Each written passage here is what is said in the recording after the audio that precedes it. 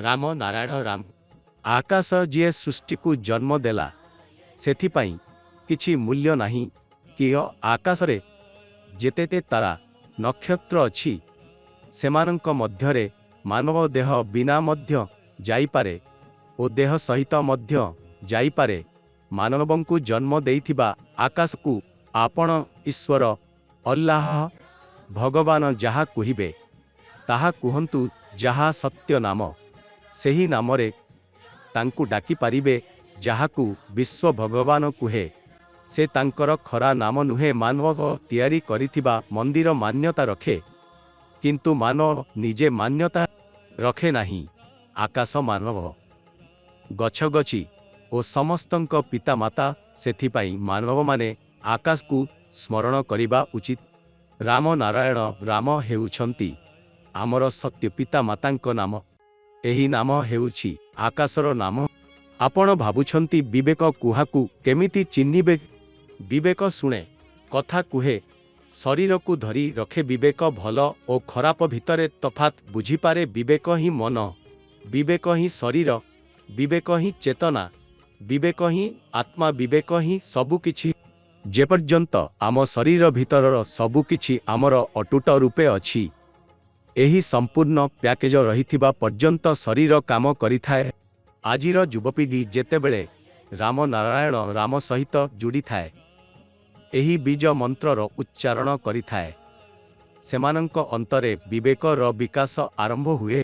प्रत्येक पितामातांक कर्तव्य हेउछि छोट बेलू एही शिक्षा निज शिशु माने को देबा शिशुबेलू माने राम नारायण राम नाम सहित तांकु जोड़िबा चेष्टा करिबा उचित जहार फलरे समयरे तांको भितरे विवेक विकास पाई पारि।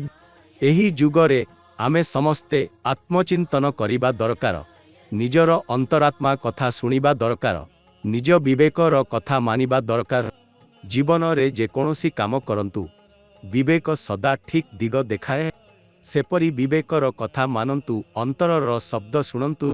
आज प्रत्येक लोक सुख और शांतिर खोजरे अछंती सेपाई आमे दुआरे दुआरे घुंचुछु किंतु आमे एही कथा भूली जाउछु जे सेही सुख और सांत्वना तो आमर भितरे अछि मात्र आपणंकु राम नारायण राम नाम सहित जोड़िबाकू पड़िबो।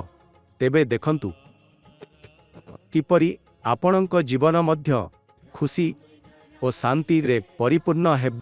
पृथ्वी उपरे मनीष तैयारी करिथिबा धर्म केवल किछि लोकंक स्वार्थ पाई हेउछि। जेउ माने धर्म रक्षक किंबा कथाबाचक सेमाने केबे मृत्यु परे आसी कहिछंती कि आपण माने केमिति अछंती।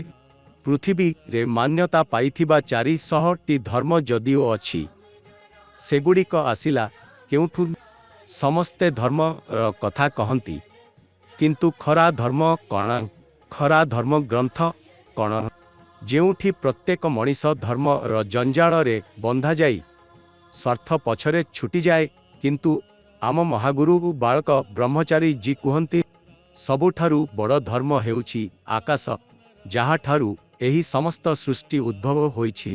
सबुठारु बड़ धर्म ग्रंथ हेउछि राम नारायण राम। एही ग्रंथर प्रत्येक पृष्ठा हेउछि ब्रह्मांडरे विस्तारित तारा ओ ग्रह नक्षत्र। एही पृथ्वी रे थिबा लगभग 800 कोटी लोकंक शरीर एही धर्म ग्रंथ अर्थात राम नारायण राम रे तियारी जहारे पंचभूत अंतर्निहित। आजिर परिप्रेक्षित रे अत्यावश्यक जे आमे राम नारायण राम नाम सहित जोड़ी जिबा उचित कारण राम नारायण राम ही एकमात्र ताल अटका जीवन को सठिक दिग देई पारंती।